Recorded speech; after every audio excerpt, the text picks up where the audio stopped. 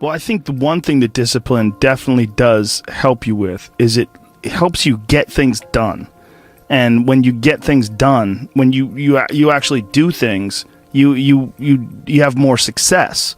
If you have more success, and sometimes a big part of success is just not being fucking lazy and just doing it. Yeah. That's like 90% of it is just showing up. Get there and start working. Like, you're not going to feel perfect every day. If I only worked out when I felt good, I'd be a fat fuck. Because there's a lot of days I don't want to do it. It's pretty much the same with everybody that actually gets good at something. There's got to be those days you push through, and they're probably going to be more numerous than the days you don't. And so the benefit of discipline in my eyes has always been that through discipline I get things done. Yeah. I always say that I'm like the most lazy, disciplined person I know, because I don't want to do it. Yeah, but I always do.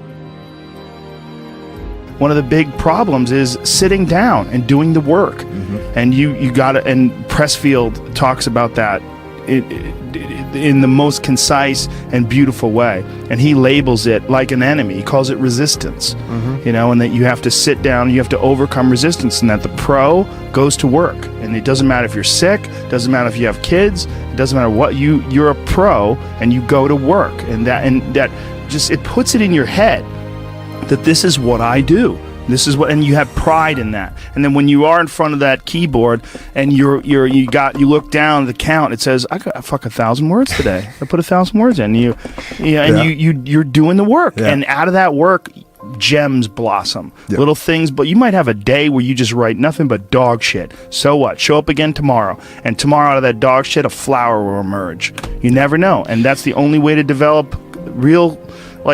To really develop your potential 100% in anything, whether it's as an author or even as a martial artist. There's a lot of creativity in martial arts. To be a great striker, you have to be creative, because you have to develop patterns or execute patterns that aren't going to be perceived. This idea that life is hard is something you're supposed to shield from them. It's so silly. And, I've had this conversation with my friends, because everybody that I know that's interesting had a fucked up life. But now we have kids, and the last thing we want is our kids to have a fucked up life. So we put our kids in these good schools, we live in these nice neighborhoods, everybody eats healthy, and there's no fucking domestic violence, and everybody seems, it's so different than all of our lives. And we were talking about it. Me and Brian Callen were actually talking about it. Look, we all had fucked up childhoods, and everybody we know had fucked up childhoods. And they're all interesting, but I don't want my kids to be boring, but I also want them to be safe. So it's like, how do you approach that? I mean, I think you get them. Well, this is what I've chosen to do, is get my kids involved in martial arts and give them the opportunity to pursue difficult things, and understanding that through pursuing these difficult things, like in accomplishing stuff, like you learn something about yourself. You learn that you have this ability inside of you to overcome. Get obsessed with life improvement. Find things that you enjoy doing that are difficult. Do them and get better at them. It seems so simplistic. It seems like a ridiculous, idealistic point of view, but it's effective. Well, you need some amount of pride and some amount of ego to get good at things in the first place, because it's such a counterintuitive notion, because you have to have a belief in yourself. You have to be able, like when you start out at jiu-jitsu, you're a white belt. Like, I remember being a white belt and being like, oh my God, I am fucking never going to get good at this. I'm going to suck forever.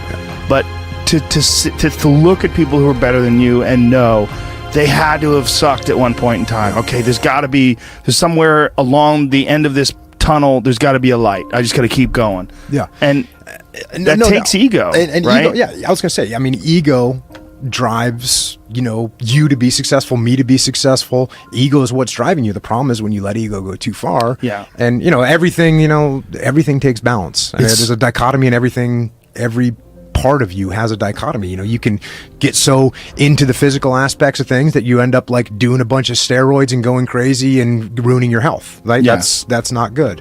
Right. The other end of the spectrum, you can sit around and play video games and turn into a... Bodybuilding is a great example of that, because when you start lifting weights, you're like, God, I'd like to be stronger. And you start getting a little bit bigger. You're like, oh, look at that. I got a muscle. Woo, this is cool. And then you keep going, and then you keep going. But some guys get so fucking crazy, they won't stop until they have 22-inch arms. And they want to have thighs that are so big, they have to walk like they've got a barrel in between their legs. And, you know, and they just can't help it. They just take it to some completely unhealthy place. Yeah, that's rough. Yeah, well, it's just the nature of trying to get good at something. You got to recognize what's good and what is just fucking insane. For some people, especially, they're just experiencing way too much pressure. And that pressure, a lot of times, it's just an imbalance in perspective. And some of it's, I was talking to this mom once. Her daughter does gymnastics with my daughter, and we were talking about kids killing themselves where she used to live. She used to live in one of the really wealthy tech areas outside of San Francisco, and a bunch of kids that went to school with her daughter that were like 15, 16, were jumping off bridges and shit. Like, it was like an epidemic. And they were trying to figure out what the fuck is going on, and they're literally calling it affluenza.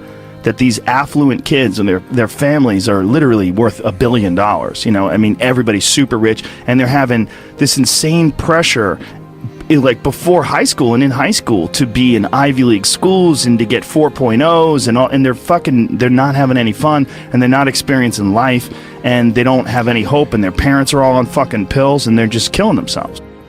For some people out there that aren't feeling good, man, if you just fucking struggled more, you get over that struggle, you feel better. It sounds so simplistic, but I swear by it.